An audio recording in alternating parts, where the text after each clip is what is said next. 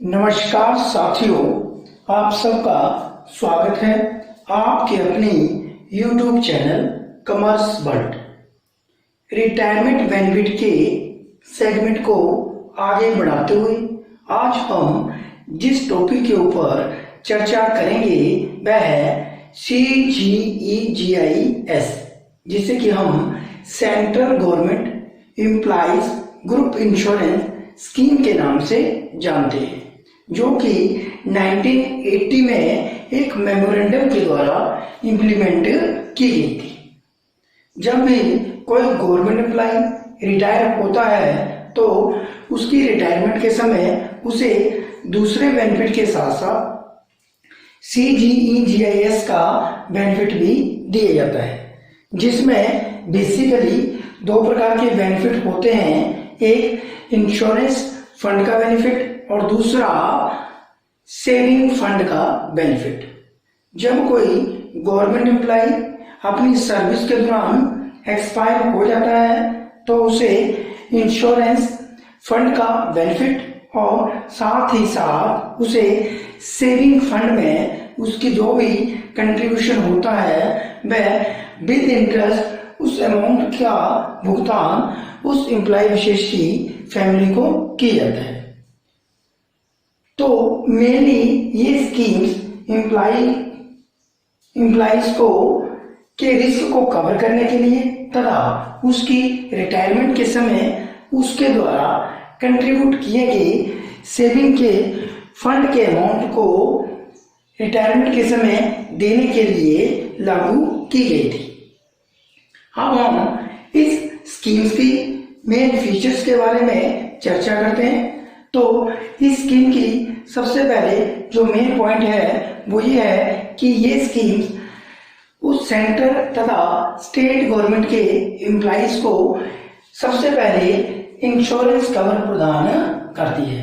दूसरा, ये स्कीम सभी प्रकार के सेंट्रल तथा स्टेट गवर्नमेंट के एम्प्लॉइज पर लागू होती है, लेकिन इसमें आर्मी अर्थात सेना तथा पैरामिलिट्री फोर्सेस को अलग रखा गया है।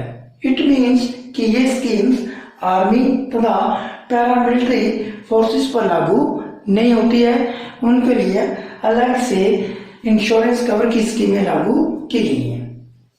नेक्स्ट है, ये स्कीम उन सेंट्रल और स्टेट एम्प्लॉइज पर भी लागू नहीं होती है जो पार्ट टाइम वर्कर हैं या जो कॉन्ट्रैक्चुअल एम्प्लॉइज है। थर्डली, अगर कोई ऐसा गवर्नमेंट एम्प्लॉय जो कि गवर्नमेंट सर्विस में 50 साल के बाद ज्वाइन करता है तो उसे भी इस स्कीम में शामिल नहीं किया जाता है। कई बार क्या होता है कि अगर हमारा सब्सक्रिप्शन अर्थात हम लोअर पोस्ट से हायर पोस्ट पर प्रमोट हो जाते हैं और उसके साथ साथ हमारा इन स्कीम्स के लिए जो सब्सक्रिप्शन है वह भी लोअर से हाई हो जाता है, लेकिन किसी कारणवश अगर ये हमारी जो पोस्ट है वो रिवर्ट हो जाती है अर्थात हम दोबारा से हाई से लो पोस्ट में आ जाते हैं, तो इस केस में हमारा जो सब्सक्रिप्शन होगा वो हाई पोस्ट के इक्विवेलेंट ही रिकवर किया जाएगा, वह रिवर्ट बैक नहीं होता है। अगर हम चर्चा करें तो इस स्कीम में जो सब्सक्रिप्शन की रिकवरी की जाती है या सब्सक्रिप्शन का जो अमाउंट डिडक्ट किया जाता है वह हर महीने की पहली तारीख को डिडक्ट किया जाता है।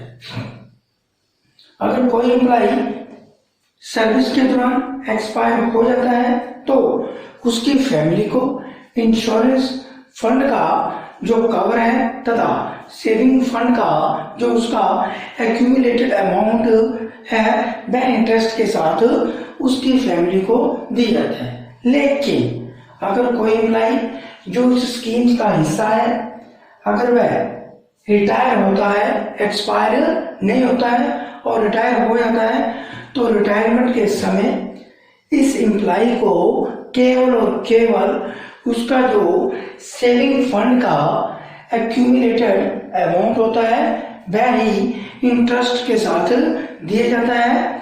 उसे इंश्योरेंस फंड का जो कवर अमाउंट है उसकी पेमेंट नहीं की जाती। इट मीन्स इंश्योरेंस कवर का जो अमाउंट है वो किसी एम्प्लॉय को तभी दिया जाता है अगर वह ड्यूटी के दौरान एक्सपायर होता है, नहीं तो उसे किसी भी प्रकार की इस फंड से कोई पेमेंट नहीं की जाती है। आगे अगर हम चर्चा करें तो सेविंग फंड का जो सब्सक्रिप्शन है वो केवल और केवल 1 साल की कंप्लीट सर्विस के बाद ही डिडक्ट किया जाता है, जबकि इंश्योरेंस फंड का जो सब्सक्रिप्शन है वो जब कोई एम्प्लॉय ज्वाइन करता है उसके साथ ही उसकी डिडक्शन होना शुरू हो जाती है। यहाँ पर फुल ईयर 1 सर्विस का मीनिंग है कि वह एम्प्लॉय विशेष उस साल में 1 जनवरी से लेकर 31 दिसंबर तक अगर सर्विस में रहता है तभी उसके सेविंग फंड का जो सब्सक्रिप्शन का अमाउंट है उसकी डिडक्शन की जाएगी। फॉर एग्जाम्पल मान लो एक गवर्नमेंट एम्प्लॉय 2 जनवरी 2022 को ज्वाइन करता है और उसका जो ये ईयर बना 31 दिसंबर 2000 को समाप्त होता है, तो इस केस में उसका जनवरी 2022 से 31 दिसंबर 2022 का जो सेविंग फंड का सब्सक्रिप्शन बनता है उसकी डिडक्शन नहीं की जाएगी, क्योंकि उसकी 1 ईयर की सर्विस की जो कंडीशन है उसमें 1 दिन कम है। तो 1 दिन भी अगर 1 ईयर की सर्विस से कम है तो सेविंग फंड के सब्सक्रिप्शन का अमाउंट डिडक्ट नहीं किया जाएगा। अब हम चर्चा करेंगे कि इस स्कीम में मेन कौन कौन से फंड शामिल किए जाते हैं। तो CGEGS स्कीम में मेन 2 फंड शामिल किए जाते हैं, जिसमें कि नंबर 1 है इंश्योरेंस फंड और सेकंड है सेविंग फंड। इन दोनों फंड का जो कंबाइंड अमाउंट है वह सब्सक्रिप्शन के रूप में हर महीने की पहली तारीख को उस एम्प्लॉय विशेष की सैलरी में से डिडक्ट किया जाता है। अगर हम सब्सक्रिप्शन की बात करें तो इनका इस स्कीम का जो सब्सक्रिप्शन है वो यूनिट में डिडक्ट किया जाता है, जिसमें कि जो एक यूनिट है वो 15 रुपीज के बराबर होती है। ये जो रेट है ये 1990 से इम्प्लीमेंट हो रहे हैं और इस 15 रुपीज में जो 5 रुपीज हैं वह इंश्योरेंस फंड के हैं तथा जो 10 रुपीज हैं वह सेविंग फंड के रूप में रिकवर किए जाते हैं। किस एम्प्लॉय से कितनी यूनिट की सब्सक्रिप्शन डिडक्ट की जाए ये उस एम्प्लॉय विशेष के ग्रुप और पे मैट्रिक्स लेवल पर डिपेंड करता है। तो अगर हम इनके सब्सक्रिप्शन की यूनिट की बात करें तो ऐसा गवर्नमेंट एम्प्लॉय जो कि ग्रुप सी की कैटेगरीज में आता है तथा जिसका लेवल 1 से लेकर 5 है उससे 2 यूनिट्स सब्सक्रिप्शन की डिडक्शन की जाती है और इसका जो सब्सक्रिप्शन का अमाउंट बनता है वह 30 रुपीज होता है। बात करें ग्रुप बी के एम्प्लॉय की जो कि पे मैट्रिक्स में लेवल 6 से लेकर लेवल 11 तक आते हैं, उनसे 4 यूनिट की डिडक्शन की जाती है जो कि 60 रुपये बनती है। अगर हम ग्रुप ए की बात करें तो ग्रुप ए के एम्प्लॉय जो कि लेवल 12 या उससे ऊपर आते हैं उनसे 8 यूनिट की डिडक्शन की जाती है जो कि 120 रुपये बनती है। तो लेवल और पे मैट्रिक्स को ध्यान में रखते ही उस एम्प्लॉय विशेष की सैलरी में से यूनिट की डिडक्शन की जाती है और एक यूनिट जो है वो 15 रुपीज के बराबर होता है। अब हम इंश्योरेंस कवर की बात करेंगे। जैसे कि हमने पहले चर्चा की कि इस स्कीम में दो प्रकार के फंड की डिडक्शन की जाती है। नंबर 1 इंश्योरेंस फंड और नंबर 2 सेविंग फंड।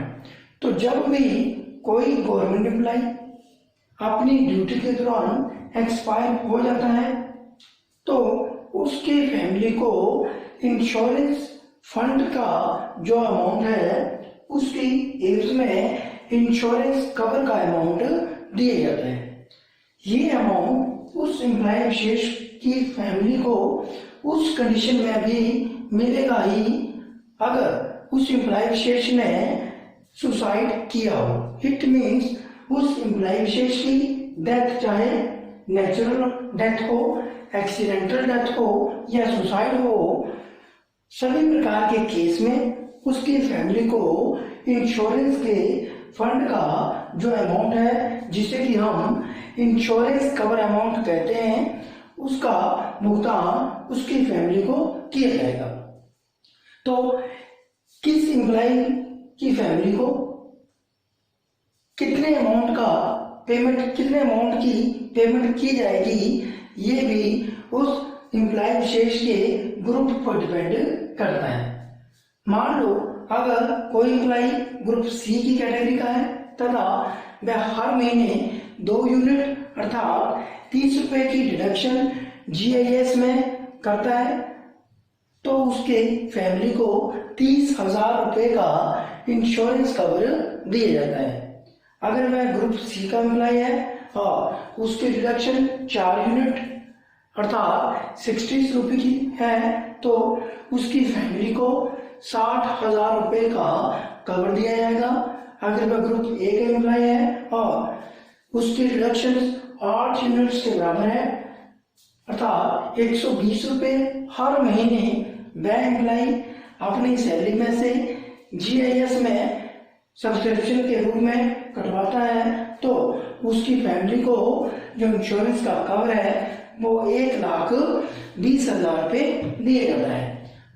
लेकिन यहाँ पर यह बात ध्यान में रखने योग्य है कि उस एम्प्लॉय विशेष की फैमिली को ये इंश्योरेंस कवर तभी दिए जाते हैं अगर उसकी डेथ हो जाती है।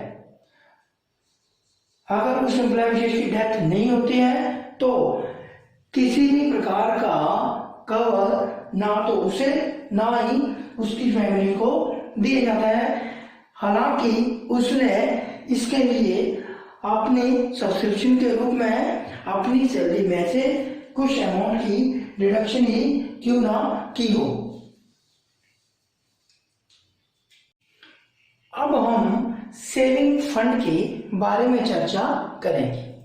जब भी कोई गवर्नमेंट एम्प्लॉय रिटायर होता है तो उसकी रिटायरमेंट के समय उसे इस स्कीम के अंदर सेविंग फंड का अमाउंट दिया जाता है और सेविंग फंड का अमाउंट किसी भी एम्प्लॉय विशेष को केवल और केवल उसकी रिटायरमेंट के समय ही दिया जाता है।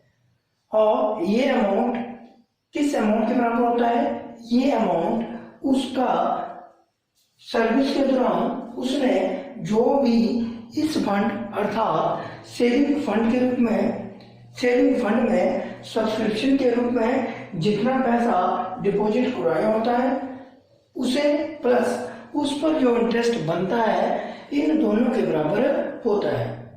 कोई भी गवर्नमेंट एम्प्लॉय इन स्कीम्स को अगर अपनी रिटायरमेंट से पहले या डेथ से पहले विथड्रॉ करना चाहता है तो वह ऐसा कभी नहीं कर सकता है। इट मीन्स कि मान लो कोई गवर्नमेंट एम्प्लॉय अपनी डेथ से पहले या रिटायरमेंट से पहले चाहता है कि वह इस स्कीम्स में पैसा सब्सक्रिप्शन के रूप में नहीं डालना चाहता है तो वह ऐसा नहीं कर सकता है। इट मीन्स इन स्कीम्स का पैसा चाहे वो इंश्योरेंस कवर हो या सेविंग फंड हो, इन दोनों का पैसा किसी भी एम्प्लॉय विशेष को या तो उसकी डेथ के बाद या उसकी रिटायरमेंट के बाद, दोनों में से जो भी होगा उसी के बाद मिलेगा। उससे पहले इसकी पेमेंट ना तो उस एम्प्लॉय को की जाएगी ना ही उसकी फैमिली को की जाएगी। तो आज हमने CGEGIS के बारे में जाना कि central government employ group insurance scheme क्या होती है तथा इस स्कीम में किस किस फंड को शामिल किया जाता है, किसी फंड में सब्सक्रिप्शन देने की क्या प्रोसेस है तथा किस एम्प्लॉय विशेष के लिए सब्सक्रिप्शन के रूप में कितने अमाउंट की डिडक्शन उसकी सैलरी में से की जाती है। अगर आपको हमारी जानकारी अच्छी लगी तो इसे लाइक और शेयर करें तथा हमारे चैनल को सब्सक्राइब करें। धन्यवाद।